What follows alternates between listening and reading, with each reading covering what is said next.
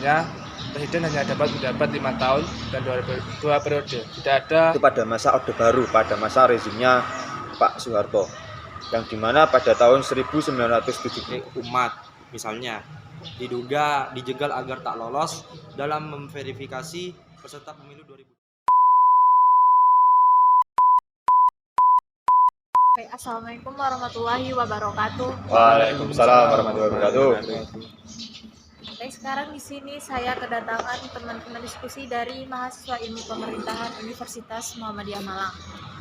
Nah, saya di sini sebagai host dan saya ditemani narasumber saya.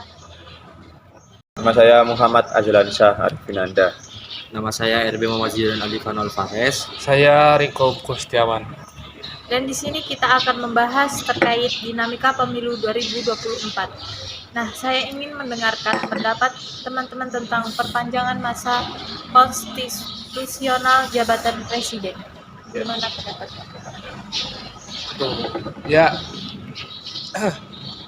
menurut konstitusional yang ada ya, masa jabatan presiden itu telah diatur dalam Undang-Undang Nomor 7 UUD 1945. Bahwasannya masa jabatan presiden itu ada 5 tahun dan 2 periode. Jadi di dalam undang-undang itu telah diatur bahwasanya presiden hanya dapat menjabat 5 tahun dan 2 periode. Tidak ada aturan atau hal apapun yang dapat menghentikan suatu konstitusional tersebut, apapun kondisinya. Ya, presiden atau suatu pemimpin, yaitu jabatannya hanya dalam jangka waktu 10 tahun. Mungkin ada teman dari teman-teman.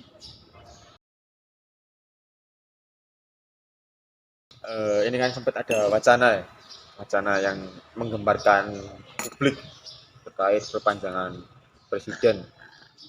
Tadi sudah dijelaskan ya secara dasarnya, secara konstitusinya kayak gimana oleh saudara Hugo tadi. Jadi saya di sini mau menambahkan sedikit aja. Nah, takutnya untuk wacana ini kalau memang tidak dihentikan, itu berpotensi untuk mengubah undang-undang yang sudah ada, yang tadi sudah dijelaskan nomor 7 ya Mas Hugo ya. Iya. Nomor 7 tadi. Ini sebenarnya itu cuma wacana, cuma ada beberapa elit politik aja yang mengutarakan pendapatnya bagaimana kalau presiden ini ditambahkan priorisasinya.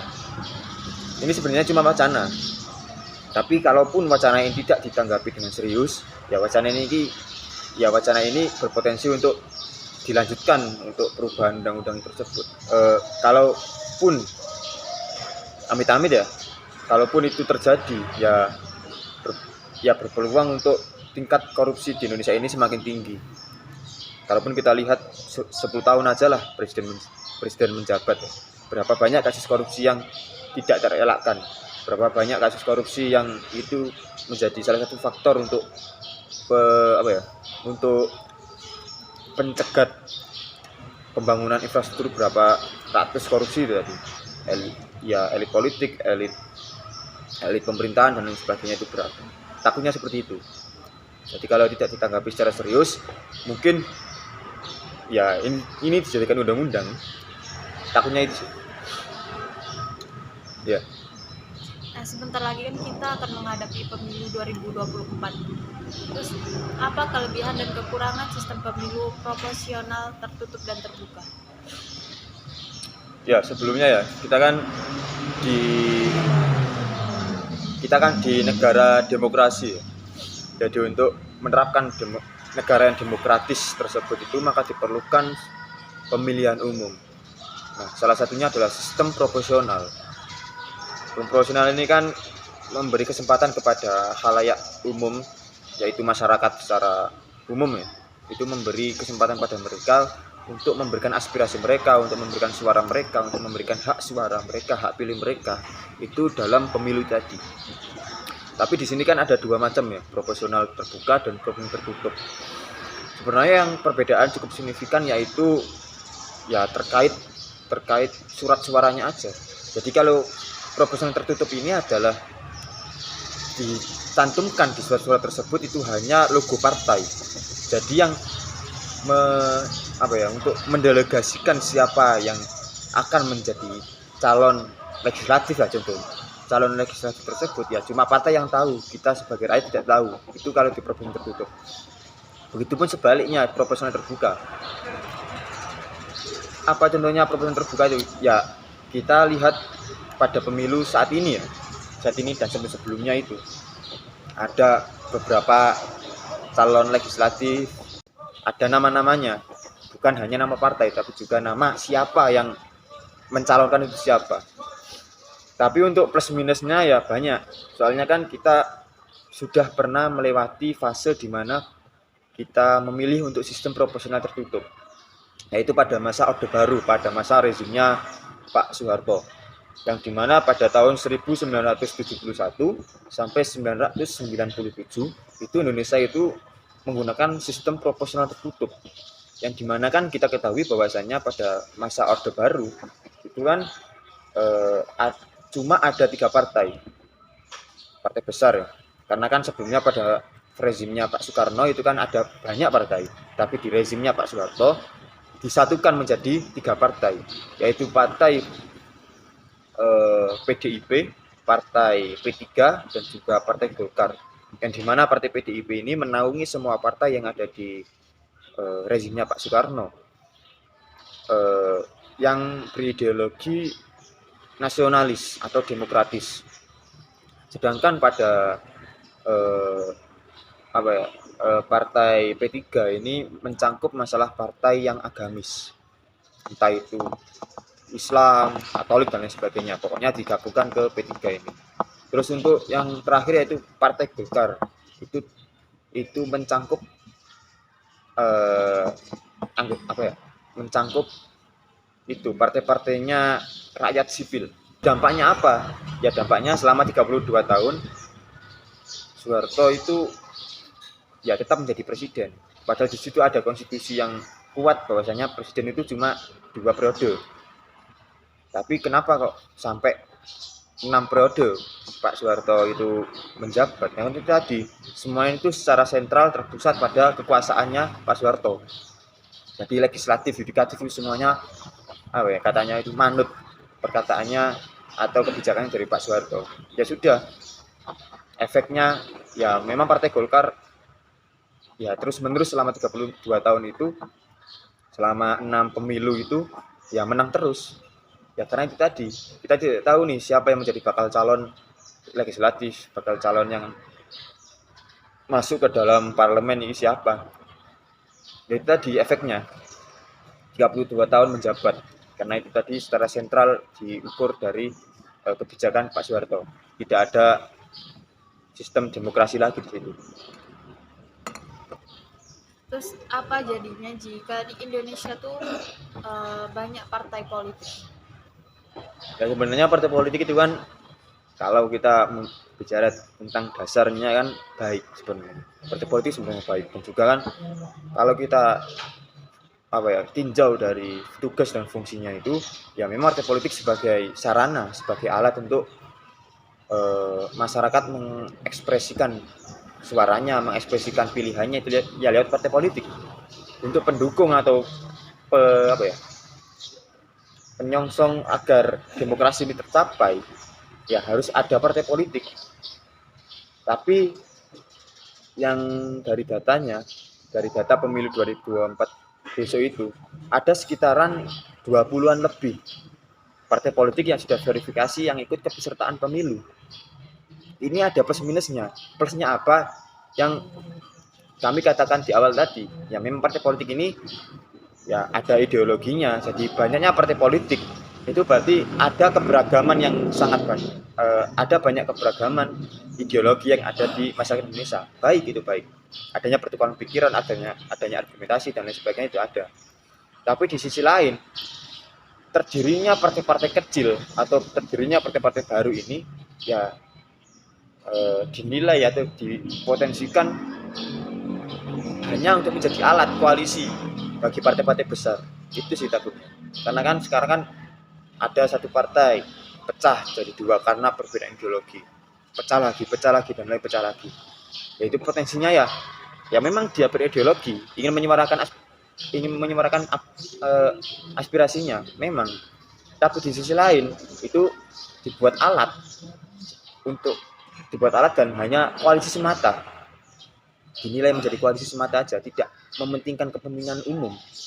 Ya contohnya kita sekarang ada banyak partai, tapi dinamika perpolitikan di Indonesia ya amburadul kayak gini. Terus itu siapa yang disalahkan? Apakah partai politiknya harus dibubarkan atau gimana? Ya nggak bisa partai politik dibubarkan, karena itu sudah dicantumkan di undang-undang sebagai sarana untuk mencapai demokrasi tersebut. Tapi orang-orang yang dalam partai politik itu yang harus diubah, atau sistem kepolitikan yang ada di partai politik itu harus diubah demi kepentingan rakyat, bukan kepentingan elit politik tadi. Terus apakah ada kecurangan dalam proses verifikasi faktual partai politik calon peserta pemilu 2024? Kalau secara jujur ya, semisal semua partai politik itu diverifikasi, kalau emang betul-betul diverifikasi secara faktual, kemungkinan tidak ada partai pun yang lolos. Jadinya syarat verifikasi secara faktual itu partai politik peserta pemilu ini membuka celah adanya kecurangan. Jadi semisal partai umat misalnya dijegal agar tak lolos dalam memverifikasi peserta pemilu 2024, dan juga ada sejumlah anggota KPU itu daerah itu mengaku adanya intimidasi dari KPU pusat agar tak meloloskannya. Mungkin dari saya itu. Mungkin ada tambahan dari teman-teman. Ya terkait verifikasi ini kan sebenarnya yang tahu itu cuma yang ada di dalam Komisi Pemilihan Umum atau KPU-nya aja, karena ada beberapa prasyarat yang harus dilengkapi ketika kita ingin mendirikan partai politik itu tadi dan ingin ikut serta dalam pesertaan pemilu. Ada beberapa prasyarat ya. Contohnya misal partai politik ini harus ada otonom di daerah-daerah, minimal 60, kalau yang saya baca ya minimal 60% dari jumlah provinsi yang ada di Indonesia. Jadi kalau jumlah provinsi di Indonesia saat ini adalah 37 karena pemekaran dari Papua, berarti setidaknya ada 20 sampai 25 cabang yang hadir di provinsi tersebut, dan ada 50% dari jumlah kabupaten yang ada di Indonesia. Dan juga yang terakhir setidaknya ada 25% sampai 30% jumlah cabang yang yang ada di ranah kecamatan. Itu yang syarat-prasyarat secara administrasi. Kalau secara lain kan partai politik harus ada ADART-nya dan sebagainya. Itu sih yang karena kan verifikasi ikut pemilu itu karena ada beberapa syarat dan sebagainya, siapa yang dicalonkan. Ya itu menjadi hal yang tersendiri dan menjadi penilaian sendiri dari KPU tersebut. Tapi kalaupun memang ada kecurangan yang ada di dalam tubuh KPU, yang itu KPU secara hakikat adalah badan independen, artinya badan yang terpisah dari kekuasaan manapun, ya harus diperbaiki dari dalam KPU itu sendiri. Jadi kalaupun memang ada kecurangan tersebut, ya berarti KPU ini yang tidak gagal untuk mengamankan atau menertibkan dari pendaftaran verifikasi calon kepesertaan pemilu 2024. Tapi kalaupun memang ada dan itu memang real atau nyata di dalam tubuh KPU, ya harus diperbaiki sebagai badan yang independen tadi. Baik, terima kasih kepada narasumber kita yang telah memberikan motivasi atau pendapatnya. Jadi kesimpulannya itu bahwa kita harus mengikuti aturan yang telah ada dan telah ditetapkan oleh konstitusi. Pelaksanaan konstitusi secara konsisten dan bertanggung jawab akan membawa negara kita sebagai negara yang maju dan mengingatkan konstitusi yang merupakan aturan yang mempunyai nilai ideal dan apa yang kita harapkan nantinya. Terus buat teman-teman, apa harapan untuk pemilu 2024 besok? Oke, harapan saya untuk pemilu 2024 nanti agar gimana ya, cepatnya sebuah transparansi lah antar berbagai partai politik yang ikut serta dalam pemilu nanti.